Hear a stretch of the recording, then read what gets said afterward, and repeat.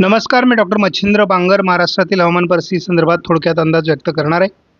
आपण बघतो पूर्व भारत आणि उत्तर भारताच्या मध्य भारताच्या अनेक भागामध्ये जोरदार पाऊस वातावरण तयार झालं असून विदर्भाच्या दिशेने जे खास करून पूर्व विदर्भाच्या दिशेने ढगाळ वातावरण आहे. महाराष्ट्राच्या उपग्रही छायाचित्रामध्ये आपण बघतो की पूर्व विदर्भाच्या काही भागात आणि उत्तर महाराष्ट्राच्या काही भागात पावसास अनुकूल स्थिती निर्माण होते आहे. इतरत्र हलकी ढगाळ परिस्थिती महाराष्ट्रामध्ये दिसते. JFS मॉडेलनुसार आपण बघतो की आता महाराष्ट्रातील पाऊस बऱ्यापैकी कमी झाला आहे. पूर्व विदर्भ आणि कोकण असं पावसाळ्यातून राहण्याचा अंदाज आपण यापूर्वी व्यक्त केलेला आहे. तेव्हा आपण हेही सांगितले की महाराष्ट्रात विरळ स्वरूपामध्ये स्थानिक वातावरण निर्माण होऊन देखील पाऊस पडणार आहे, परंतु हे वातावरण अतिशय विरळ स्वरूपात असेल. आपण 1 तारखेलाही बघतो विदर्भ, उत्तर महाराष्ट्र, मराठवाड्याचा उत्तरेकडील भाग, कोकण असं पावसाळी वातावरण कायम राहणार आहे. परंतु मराठवाड्याचा दक्षिणी भाग, पश्चिम महाराष्ट्र, मध्य महाराष्ट्रात देखील पावसाचं प्रमाण कमी होणार आहे. मात्र 5 तारखेपासून महाराष्ट्रात वातावरण पुन्हा बदलायला सुरुवात होऊन पावसास अनुकूल वातावरण तयार होईल. स्कायमेटने उद्या विदर्भामध्ये जोरदार पावसाळी वातावरण दाखवलं आहे. कोकणातही हलक्या ते मध्यम सरी होणार आहेत. इतरत्र केवळ ढगाळ परिस्थिती असेल. स्थानिक वातावरण पोषक झाल्यास हलक्या ते मध्यम सरी होऊ शकतात. थोड्याफार फरकाने तीच परिस्थिती 1 तारखेलाही असणार आहे. म्हणजे 48 तासात कोकण आणि पूर्व विदर्भ असंच पावसाळी वातावरण राहणार आहे. 5 तारखेपासून मात्र पुन्हा एकदा महाराष्ट्रातील वातावरण बदलायला सुरुवात होईल. ECMWF मॉडेलने उद्या 30 तारखेला विदर्भ, कोकण हलकं पावसाळी वातावरण दाखवलं आहे. 1 तारखेलाही उत्तर महाराष्ट्र, विदर्भ, मराठवाड्याचा उत्तरेकडील भाग आणि कोकण असंच पावसाळी वातावरण राहणार आहे. ECMWF मॉडेलने मात्र पुन्हा महाराष्ट्रात पावसाळी परिस्थिती ही 8 तारखेला जोरदार स्वरूपात दाखवली आहे. शेतकरी मित्रांनो, एक गोष्ट लक्षात ठेवा, भारतातील हवामान ही अतिशय सेन्सिटिव्ह आणि नाजूक अशी गोष्ट आहे. कारण भारतामध्ये हवामानाचा अंदाज सांगणं ही मोठी कसोटी आहे आणि त्यामध्ये तज्ज्ञांनी लावलेले कयास किंवा अंदाज हे साधारण जून महिन्यामध्ये हल्ली दरवर्षी चुकू लागले आहेत.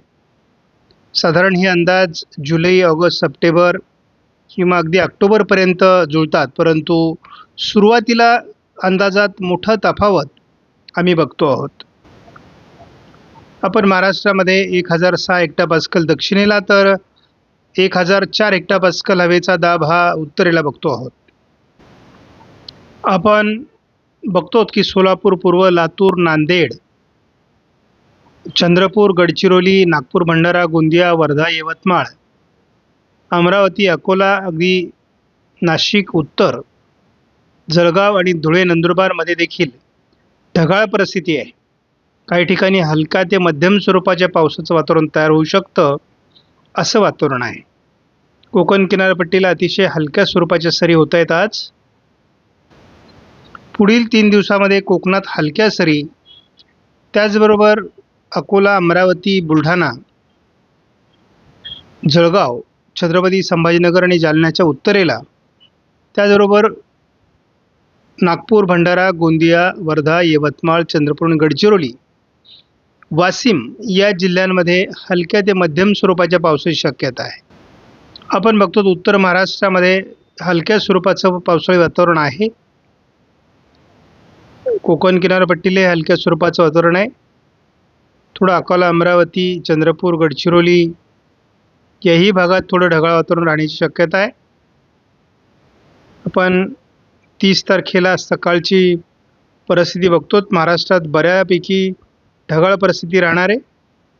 उद्या देखील महाराष्ट्रात मान्सून सरींसाठी अनुकूल अशा प्रकारचं वातावरण आहे. त्यामुळे महाराष्ट्रात बऱ्यापैकी मान्सून सरींचं वातावरण निर्माण होऊ शकतं. यामध्ये जळगाव, धुळे, नंदुरबार, अकोला, अमरावती, बुलढाणा, अकोला, छत्रपती संभाजीनगर, जालना, वाशिम, हिंगोली, यवतमाळ, वर्धा, चंद्रपूर, नांदेड, लातूर या काही भागात हे वातावरण असू शकतं आणि पुढे हे विदर्भाच्या दिशेने जोरदार असू शकतं की कारण पूर्व विदर्भामध्ये याचा प्रभाव उद्या दुपारनंतर पडण्याची शक्यता आहे.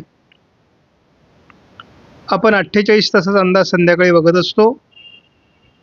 मात्र आपण वातावरणात 1 तारखेला बदल बघतो आणि उत्तर महाराष्ट्र आणि उत्तर कोकण असं पावसाळी क्षेत्र वाढण्याचा अंदाज दिला आहे. कारण उत्तरेला जी मान्सून ट्रफ सरकलेली आहे त्या दिशेने वाऱ्यांचा वेग वाढल्यामुळे उत्तर महाराष्ट्र आणि उत्तर कोकणात पावसाचा प्रभाव वाढण्याची शक्यता आहे.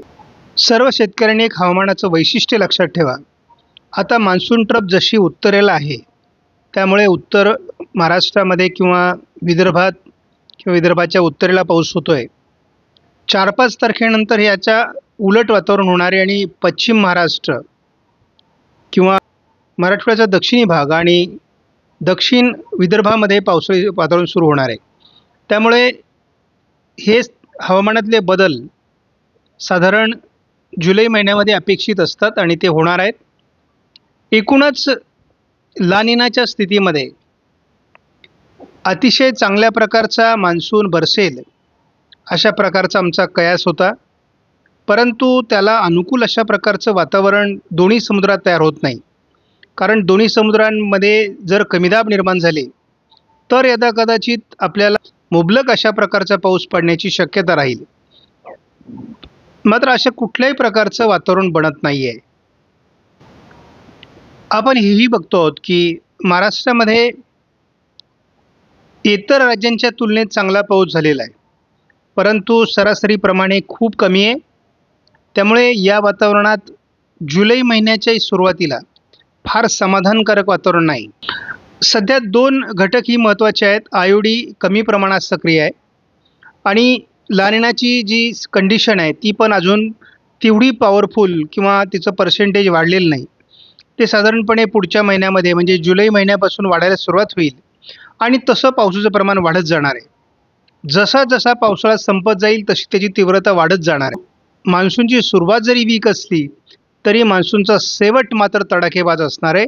हे शेतकऱ्यांनी लक्षात ठेवा. यावर्षी शेतीतून उत्पादन काढणं हे शेतकऱ्यांची कसोटी असणार आहे. याचं कारण मुळातच कमी वेळेत जास्त पाऊस आणि वेळेला पाऊस नसणं या घटना यावर्षी होण्याची शक्यता आहे. गेल्या वर्षी एल निनोचा काळ जरी होता तरी पावसाचं वितरण वेगळ्या प्रकारचं होतं. काही ठिकाणी पेरण्याही झाल्या नव्हत्या, मात्र काही ठिकाणी पिकांसाठी अनुकूल अशा प्रकारचा पाऊस पडला होता. यावर्षी मात्र पाण्याचा दुष्काळ असणार नाही, परंतु पिकांच्या उत्पादनात शेतकऱ्यांना कसोटी करावी लागेल, हे मात्र शेतकऱ्यांनी लक्षात ठेवावं. आपणास व्हिडिओमधील माहिती महत्त्वपूर्ण वाटल्यास लाईक करा, शेअर करा, चॅनलला सबस्क्राईब करा. धन्यवाद. जय हिंद, जय महाराष्ट्र, जय बळीराजा.